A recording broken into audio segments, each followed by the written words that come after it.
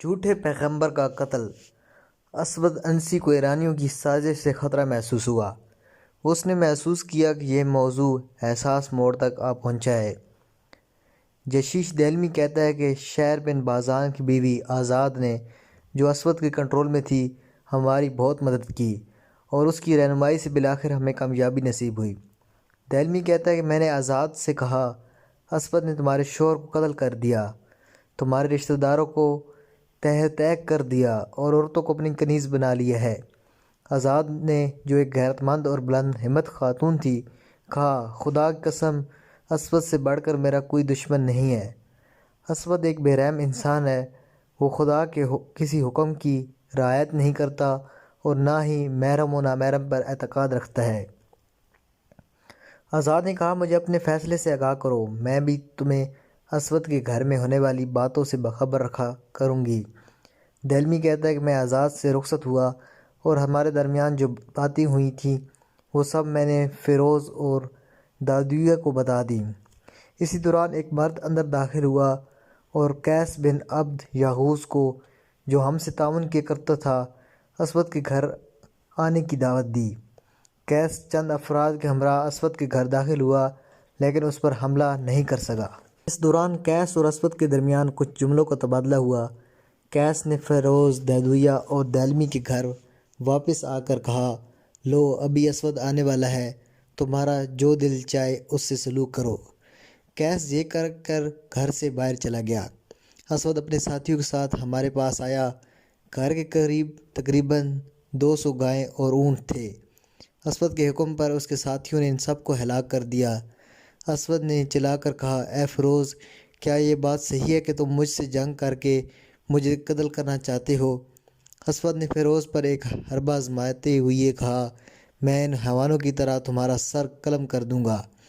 فیروز نے کہا، نہیں، ایسی کوئی بات نہیں ہے، ہماری تم سے کوئی جنگ نہیں ہے، ہم تمہیں قتل کرنے کا کوئی ارادہ نہیں رکھتے، اس لیے کہ تم ایرانیوں کے داماد ہو۔ ہم آزاد کے احترام میں تمہیں کوئی گزن نہیں پہنچائیں گے، اور پھر تم تو پیغمبر ہو، دنیا اور آخرت کے امور تمہارے ہاتھ میں ہیں۔ اسود نے کہا، قسم کھاؤ کہ مجھ سے خیانت نہیں کرو گے اور میرے وفادار ہوگے۔ فیروز نے اس سے کچھ باتیں کی اور اس کے ساتھ چل پڑا، یہاں تک کہ یہ لوگ گھر سے باہر نکل گئے۔ راستے میں اسود نے فیروز سے جدا ہو کر ایک شخص سے کہا، کل میں فیروز اور اس کے دوستوں کو قتل کر دوں گا، لیکن فیروز نے اسود کی بات سن لی تھی۔ دہلوی کہتا ہے کہ فیروز نے واپس آ کر ہمیں اسود کے مکر کی داستان سنائی۔ ہم نے قیس کو بھی بلا لیا۔ کچھ دیر مشورے کے بعد ہم نے فیصلہ کیا کہ اسود کی بیوی آزاد سے ایک بار پھر مذاکرات کر کے اسے تمام واقعات سے آگاہ کریں اور اس سے بھی کچھ معلومات حاصل کریں۔ دہلوی کہتا ہے کہ میں آزاد کے پاس گیا اور گفتگو کا آغاز کرتے ہوئے اسے تمام صورتحال سے آگاہ کر دیا۔ آزاد نے کہا، اسود ہمیشہ اپنے آپ سے ڈرتا ہے، اسے اپنی زندگی کے بارے میں ذرا بھی اطمینان نہیں ہے۔ جب وہ گھر میں ہوتا ہے تو محل کے تمام اطراف اور اس تک پہنچنے والے راستوں پر اس کے مامور پہرا دیتے ہیں اور ہر حرکت پر نظر رکھتے ہیں، لہٰذا کسی اجنبی شخص کا اس محل میں داخل ہونا ناممکن ہے۔ بس یہ کمرہ ہے جہاں اسود کسی محافظ کے بغیر آرام کرتا ہے، تم بس اسی جگہ اس کا کام تمام کر سکتے ہو، اور مطمئن رہو، اس کمرے میں تلوار اور چراغ کے علاوہ کچھ بھی نہیں ہے۔ دہلوی کہتا ہے کہ میں آزاد سے رخصت ہوا، ابھی میں محل سے باہر نکلنے کا ارادہ کر رہا تھا کہ اسود ایک کمرے سے باہر نکل آیا۔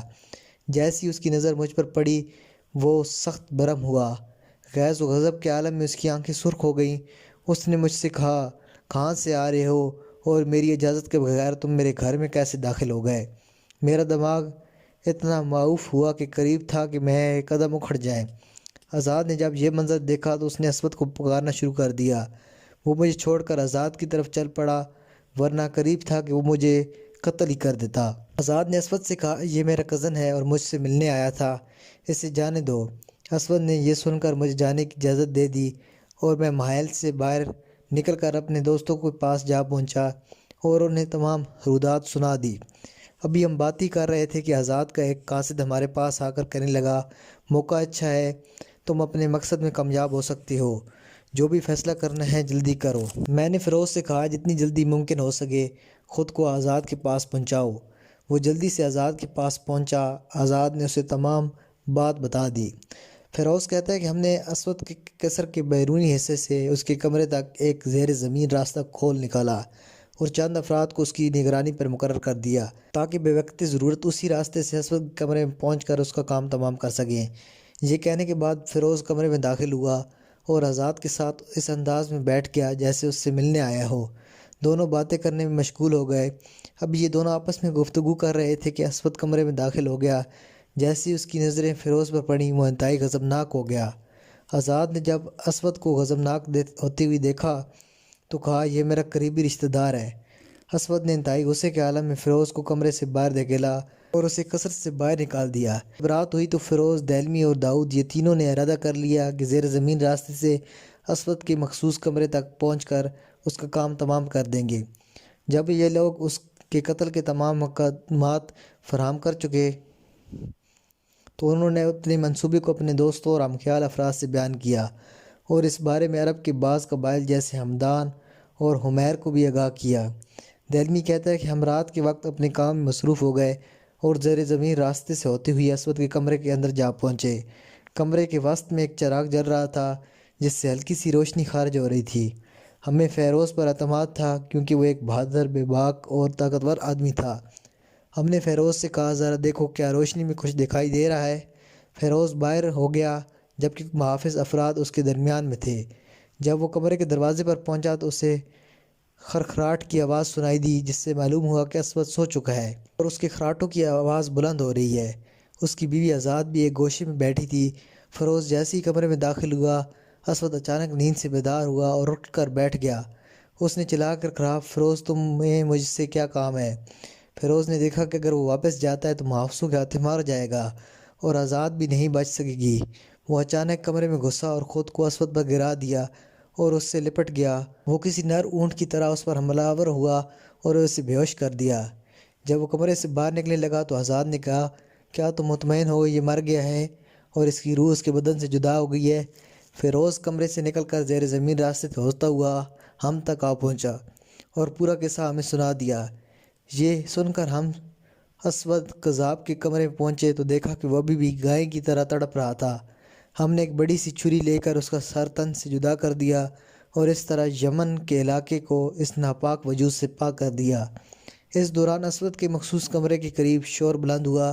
آس پاس موجود تمام محافظین اسود کے مخصوص کمرے کی طرف دوڑے چلے آ رہے تھے اور چلا رہے تھے، کیا ہوا کیا ہوا؟ اسود کی بیوی آزاد نے کہا، کوئی خاص بات نہیں ہے، پیغمبر پر وحی نازل ہو رہی ہے جس کی وجہ سے ان کی یہ حالت ہو رہی ہے۔ یہ سن کر محافظین کمرے کے اطراف سے دور چلے گئے اور ہم خطرے سے بال بال بچ گئے۔ محافظین نے چلے جانے کے بعد کمرے میں ایک دفعہ پھر سکوت چھا گیا۔ ہم چار افراد یعنی فیروز، ددویہ، جشیش، دہلمی اور قیس اس سوچ میں پڑ گئے کہ اپنے دوستوں کو اس واقعے سے کیسے آگاہ کریں۔ یہ فیصلہ ہوا کہ اعلان کے ذریعے اسود کی قتل کی خبر پھیلائی جائے اور اسی فیصلے کو ہم نے طلوع فجر کے وقت عملی جامہ پہنا دیا۔ طلوع فجر کے بعد ہم نے طے شدہ جملوں کے ذریعے بلند آواز سے اعلان کرنا شروع کر دیا، جسے سن کر مسلمان اور کفار جمع ہو گئے اور اس عظیم واقعے سے باخبر ہوئے۔ دہلمی کہتا ہے کہ پھر میں نے اذان کہنا شروع کر دی اور بلند آواز سے کہنے لگا، اشہد ان محمد رسول اللہ۔ ہم نے یہ اعلان کیا یعنی اسود قذاب جھوٹ بولتا تھا اور ناحق خود کو پیغمبر کہلاتا تھا۔ یہ کہہ کر ہم نے اس کا سر لوگوں کی طرف پھینک دیا۔ اس واقعے کے بعد اس کے محافظین کے گروہ نے جو اس کے قتل کا مشاہدہ کر چکے تھے قصر کو لوٹنا شروع کر دیا اور اس میں موجود ہر شے کو مال غنیمت سمجھ کر اٹھا لے گئے۔ پل بھر میں قیصر میں جمع شدہ ہر شے ملیے میٹ ہو گئی۔ اس طرح ایک باطل اور جھوٹا ادا جو بہت سے افراد کے قاتل کا معجب بنا تھا نابود ہو گیا۔ اس کے بعد ہم نے اہل صنعاء سے کہا، جو بھی انسی کے کسی ساتھی کو دیکھے تو اسے گرفتار کر لے۔ اس طرح اسود کے ساتھی گرفتار کر لیے گئے۔ جب اسد کے طرفدار اپنی کمین گاہوں سے باہر نکلے تو انہوں نے دیکھا کہ ان کے 70 ساتھی غائب ہیں۔ اسود کے دوستوں نے یہ بات ہمیں لکھی۔ ہم نے بھی انہیں جواب میں لکھا کہ جو کچھ ان کے پاس ہے وہ ہمارے حوالے کر دیں، ہمارے پاس بھی جو ہوگا ہم اسے زمین پر رکھ دیں گے۔ اس تجویز پر عمل درآمد کے بعد اسود کے ساتھی ایک دوسرے سے ملاقات نہ کر سکے کہ مل بیٹھ کر کوئی نیا منصوبہ بناتے۔ ہم نے مکمل طور پر ان کے شر سے نجات حاصل کر لی۔ اسود کے ساتھیوں نے اس کے قتل کے بعد صنعاء اور نجران کے بیابانوں میں پناہ لے لی اور معاملات میں مداخلت سے رک گئے۔ اس دوران حضرت رسول اکرم صلی اللہ علیہ وسلم کے اعمال و احکام، مرکزی حکومت واپس چلے گئے اور حالات اپنے سابقہ معمول پر آ گئے۔ اسود کے قتل کی خبر سرعت کے ساتھ مدینہ منورہ میں مسلمانوں تک پہنچ گئی۔ عبداللہ بن عمر روایت کرتے ہیں کہ جس رات اسود کذاب قتل ہوا، وحی کے ذریعے اس کے قتل کی خبر نبی اکرم صلی اللہ علیہ وسلم کو دے دی گئی تھی۔ حضرت رسول صلی اللہ علیہ وآلہ وسلم نے فرمایا، انسی ہلاک ہو چکا ہے اور وہ ایک ایسے شخص کے ہاتھوں مارا گیا ہے جو ایک بابرکت خاندان سے ہے۔ مسلمانوں نے رسول خدا صلی اللہ علیہ وسلم سے پوچھا، اسے کس شخص نے قتل کیا؟ آپ نے فرمایا، فیروز نے۔ یمن اور اس کے اطراف میں اسود کی حکومت 3 ماہ تک قائم رہی۔ فیروز کہتا ہے کہ اسود کی قتل کے بعد حالات اپنے سابقہ معمول پر واپس آ گئے۔ گزشتہ ایام کی طرح ایک بار پھر سرزمین یمن میں امن قائم ہو گیا۔ معاذ بن جبل جو پیغمبر کی طرف سے اہل یمن کے لیے امام جماعت مقرر تھے، اسود کے دور میں خانہ نشین ہو گئے تھے۔ انہیں ایک بار پھر نماز جماعت قائم کرنے کی دعوت دی گئی۔ ہمیں کسی چیز کا ڈر نہیں تھا سوائے اسود کے چند طرفدار سواروں سے جو یمن کے طرف میں بکھرے ہوئے تھے۔ اب جب حالات پرسکون ہو چکے تھے تو نبی اکرم صلی اللہ علیہ وسلم کی رحلت کی خبر آ پہنچی، جس سے سکون و اطمینان ایک بار پھر رخصت ہو گیا اور معاملات پھر بگڑنا شروع ہو گئے۔ والسلام علیکم ورحمۃ اللہ۔